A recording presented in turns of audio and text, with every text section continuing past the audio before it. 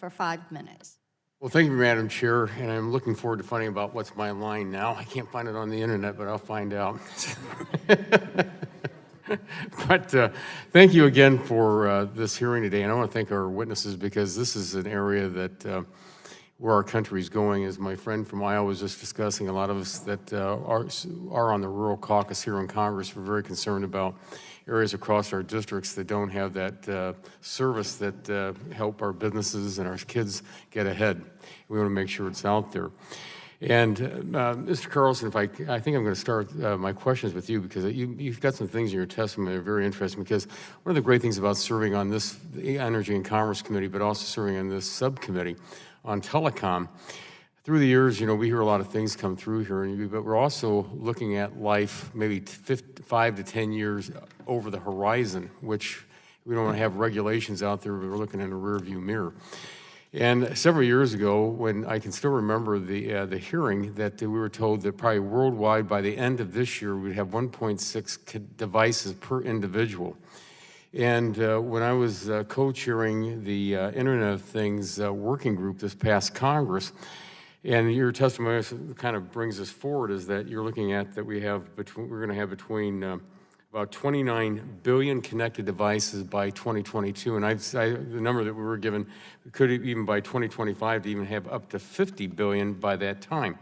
So, you know, things are moving very quickly, and I guess as we go forward with this, as we're looking for all of these devices being connected, especially through the Internet of Things, from our aircraft, trains, water systems, you know, one of the greatest threats we have out there is on cybersecurity and the risks associated with that. And are we going to be prepared with these Internet of Things devices to be reliable enough to protect against attack from cyber attacks into the future when we get to that point?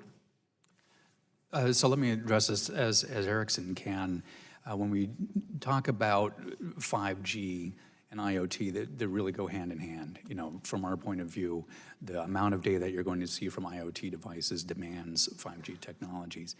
And I will tell you this, that the standards groups that are working in 5G right now, and that Erickson is an integral part of, are building in security at the beginning.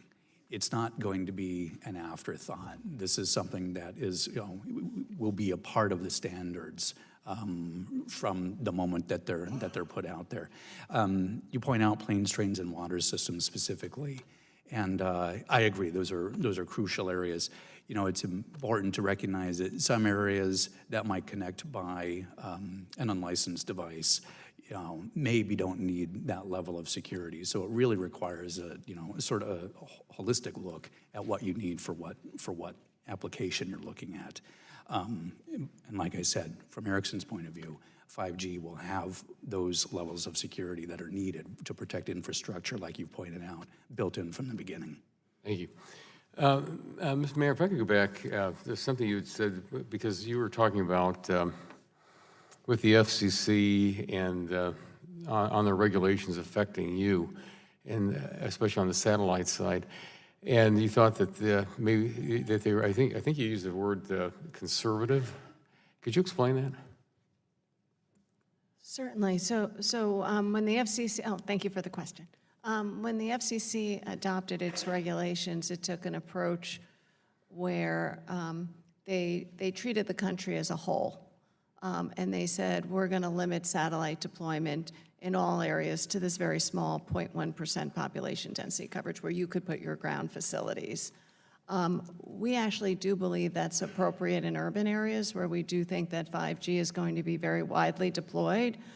But when you get to rural areas, I can give you an example. We have a gateway earth station in existence today that we would not have been able to deploy, and there's no people, absolutely no one within the coverage of our system. So we're being denied access to areas to bring service, especially to rural and remote regions, but also satellite is a critical part of the 5G ecosystem.